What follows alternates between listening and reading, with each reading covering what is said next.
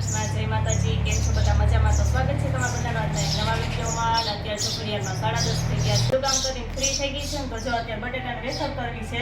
બટેટાની season છે એટલે wafer તો બધા કરતા જ હોય. તો જો વેફર કરવા માટે બટેટા લઈ લીધા છે. બોરની પડી છે ને મારી મમ્મી કે બહુ નથી કરે તો 10 કિલો બટેટા લીધા છે અને એની વેફર કરવી છે. જો વેફર કરવાનું મેં હાથ મશીન છે એ લઈ લીધું છે કે આના દ્વારા જો આપણે વેફર છે એ સરસ બહુ મસ્ત વેફર પડે. એ બટેટું છે ને એને છાલ ઉતારી અને જો પાણીમાં નાખી જાઉં છું એટલે પહેલાં બધા બટેટાની છાલ ઉતારી લઈશ ને પછી વેફર પાડીશ. પણ આ તો ટ્રાય કરવા માટે એટલા જો બટેટા છે ને એની છાલ ઉતારી લીધી અને હું થોડીક પાડી જોઈ લઉં, પછી બધાની છાલ ઉતારીને એકાદ જ વેફર પાડીશ. તો જો આ બટેટા છે આનાથી છે ને ઝડપથી આપણે વેફર પડી જાય છે કે આ મશીન ફેરવીએ એટલે ફટાફટ વેફર છે એ પડી જાય. તો બટેટાની છાલ ઉતારીને આમ મૂકી જવાનું એમ. અને આપણે ખમણીથી કરીએ તો આપણે ખમણીથી તો આમ લાગવાની ને બીવી આપણે ખમણતા હોય એટલે તો જે આનાથી ફટાફટ વેફર છે એ પડી જાય અને બહુ મસ્ત આપણે જોઈએ એની પરફેક્ટ વેફર પડે છે. તો હાથ મશીન છે ને આ તમારે તો 2 વર્ષ થયા છે, 2-3 વર્ષ ત્યાં લીધેલું જ છે. તો જો સરસ મજાની વેફર આનાથી પડે છે, બહુ મસ્ત થઈ ગઈ છે. એટલે આને થોડી થોડી કરીને પછી પાણીમાં નાખી જાઓ, કેમ કે પાણીમાં તો નાખવી જ પડે નકર આ વેફર છે એ કાળી પડી જાય. એટલે ફટાફટ બધી થઈ જાય પછી એને આપણે બાફી લઈએ, પછી સૂકવી દઈએ. ચાલો ફટાફટ બધા બટેટા છે એને પહેલાં છાલ ઉતાર લો અને પછી વેફર પાડી લો. તો જો મારે બટેટાની વેફર છે ને બનીને સરસ મજાની તૈયાર થઈ ગઈ છે અને એક તગારામાં ભરી છે. અને અહીં જો મોટો આ ટબ છે ને એમાં જ ભરી લીધી છે. અને 2-3 પાણીએ તો ધોઈ છે, કેમ કે એને ધોઈએ નહીં તો એ કાળી પડી જાય ને એમાંથી અમે ડોળ નીકળ્યા રાખે કે એનો ક્ષાર હોય ને નીકળ્યા જ રાખે છે મેલ જેવું.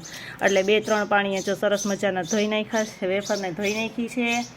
અને હવે મેં જો ચૂલા ઉપર ટોપ મૂકી દીધો છે પાણી ગરમ થવા માટે, કે થોડુંક ગરમ થઈ જાય ને એટલે એમાં સરસ મજાની આપણે બાફી લઈએ. ને અહીં થોડુંક જો ખમણે કર્યું છે કે ખમણે આપણે ખાવા થઈ ચેવડામાં દાણા ભેગું નાખીને કે ફરાળમાં હાલે. એટલે હાલો જો આ બધું કમ્પ્લીટ થઈ ગયું છે ને ફટાફટ છે હું બાફી લઉં વેફરને. તો જો બટેટાની વેફર છે પાણી સરસ મજાનું ઉકળી ગયું. જો અહીં ચૂલામાં તાપ કરી લીધો સરસ મજાનો. અને ચૂલે જ આવું બધું કરવાનું હોય એટલે ચૂલે જ કરવાનું હોય, કેમ કે ગેસ તો બહુ જ વધારે જોઈએ આ બધી બફાતાને વાર લાગે. તો જો સરસ મજાની બફાઈ ગઈ છે. તો આને હું કાઢી લઉં ને બીજો ઘાણવો છે બાફવા માટે નાખી દઉં અને પછી આને ઘરમાં સૂકવી દઈએ, કેમ કે આ તડકે સૂકવીએ ને તો બે ઓલી થઈ જાય એમ બધા કહે. અમે જો કે ટ્રાય નથી કરી પણ અમે દર વખતે છાંયે જ સૂકવીએ છીએ. એટલે આને જો ઘરમાં સૂકવવી પડશે એટલે પંખાના છાંયે જ સુકાઈ જાય. ચાલો ફટાફટ આ ઘાણવાને કાઢી લઉં અને સૂકવી દઈએ. તો જા આટલી વેફર છે ને બફાઈ ગઈ છે તેને કાઢી લીધી, કે આપણે બહુ બફાવા નથી દેવા નકર તો આપણે તળીએ ને તો રાતીથી એકદમ લાલ થઈ જાય. આમ સેજ આપણે નખ ખૂતાડીએ અને ખૂતી જાય ને આપણો નખ એટલે એ બફાઈ ગઈ કહેવાય. તો જો એને કાઢી લીધી ને એ બીજો કાણવો છે ને એ બાફવા માટે મૂકી દીધો છે. તો ફટાફટ આને છે ને પાણી નીતરવા માટે મૂકી દઉં તો આ બફાઈ જાય. તો જો આ ટોપમાંથી બફાયેલી વેફર છે ને કાઢીને મેં ખાટલા પર જ એક કટકો રાખી દીધો છે કપડાનો, આછું કપડું હોય ને એવો. એટલે પાણી છે ને બધું જેમાં નીચે નીતરી જાય, નીચે નીકળી જાય પાણી. કેમ કે પાણીવાળી હોય તો ઘરમાં આપણે સૂકવવા માટે કેમ લઈ જાવી, એટલે તો બધી વારા ફરતી જો અહીંયા નાખી અને પછી સૂકવી દઈએ. તો જો બધી બટેટાની વેફર છે ને એ બફાઈ ગઈ છે અને જો અહીંયા સૂકવાઈ ગઈ છે. મેં કીધું તેમ કે રૂમમાં જ જો સૂકવી દીધી છે.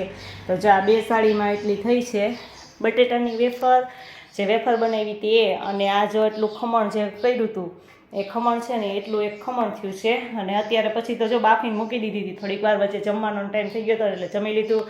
અત્યારે જો ઘડિયાળમાં 1:30 થવા આવ્યો છે, 1:30 થઈ ગયો છે અને 1:30 વાગે છે તમે સૂકવી લીધી, કેમ કે જમવા વહેલા બેસી ગયા હતા. જમવાનું તો વહેલું જ હોય ને ફટાફટ જો આટલી વેફર છે એ બનીને તૈયાર થઈ ગઈ છે ને સૂકવી દીધી છે. ને જો પંખો ચાલુ કરી દઉં ને એટલે શાંત થાય ને તો સરસ સુકાઈ જાય. પછી આપણે બીજા દિવસે ને તડકે તપી દઈશું. જય શ્રી કૃષ્ણ, જય માતાજી. કેમ છો બધા? મજામાં? તો આજે થઈ ગયો છે બીજો દિવસ. તો જો કાલ બટેટાની વેફર બનાવી હતી ને અને કાલ તો આપણે છાંયે સૂકવેલી હતી. તો આજે તડકો નીકળ્યો છે ને તો અત્યારે તડકો આવી ગયો છે. અત્યારે ઘડિયાળમાં 10:30 જેવું થવા આવ્યું છે. તો તડકે જાય તપવવા માટે નાખી દીધી છે. જોકે પંખા નીચે હતી ને તે સરસ મજાની એકદમ આમ થઈ ગઈ હતી કડક. તો પણ તોય તડકે આપણે આખું વર્ષ રાખ્યું એટલે તડકે તો એને તપવી જ પડે. એટલે જો અહીં તડકે રાખી દીધી છે. અને અત્યારે હું ટ્રાય કરવા માટે થોડીક છે ને તરવી છે કે કેવી થાય છે એમ તરીને જોઈએ. પછી આખો દિવસ સુકાશે એટલે એને પેક કરીને પછી મૂકી દેશું. તો વેફર જો અહીંયા સૂકવવા માટે મૂકી દીધી છે. અને હજી તડકો જો થોડો થોડો જ આવ્યો છે, કે અમારે ફળિયામાં બહુ મોડો તડકો આવે. અને પછી જો અહીંયા ખમણ સૂકવી દીધું છે તો આ 2 સુકાઈ જાય ને સરસ મજાનું. પછી આપણે બપોરે છે ને ભરી લેવું. બપોર થાય ને તો સરસ સુકાઈ જાય, એકદમ ખખડી જાય એમ સુકાઈ તો ગયા જ છે. તો હવે મેં જે ડીશ લઈ લીધી છે એનું ડીશમાં છે ને થોડીક વેફર લઈ લઉં અને પછી વેફર છે એને તરીને જોઈએ કે કેવી થઈ છે. તો તો અહીં તેલ ગરમ થવા માટે મૂકી દીધું છે અને તેલ આવી ગયું છે તો હું આ વેફર છે ને એમાં તળવા માટે નાખી દઉં ને પછી જોઈએ કે આપણે બનાવેલી આ તાજી તાજી વેફર છે ને એ કેવી થઈ એમ તો તરત ખબર પડે ખાઈએ એટલે સ્વાદમાં કેવી છે ખબર પડે કે કેવી છે એમ તો જો સરસ મજાની એકદમ ધોરી ફૂલ જેવી વેફર તળાઈને તૈયાર થઈ ગઈ છે એટલે બહુ મસ્ત વેફર બની છે આપણી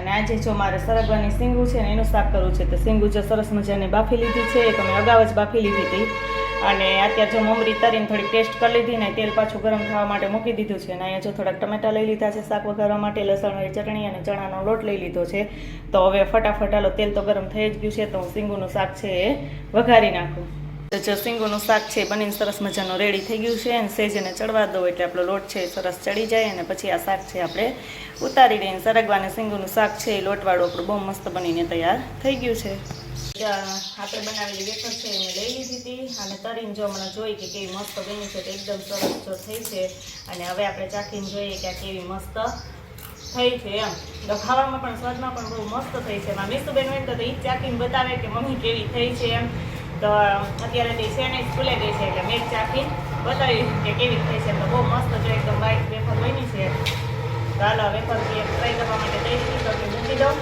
મીસુબેન આવીને ખાઈ જાય એને આવું બધું બહુ ભાવે એમ અને આ સાથે આજનો વિડીયો પણ એન્ડ કરીએ છીએ જો તમને અમારો વિડીયો ગમ્યો હોય તો લાઈક કરજો શેર કરજો અને જો ચેનલમાં નવા હોય તો સબસ્ક્રાઈબ કરવાનું ભૂલતા નહીં આવજો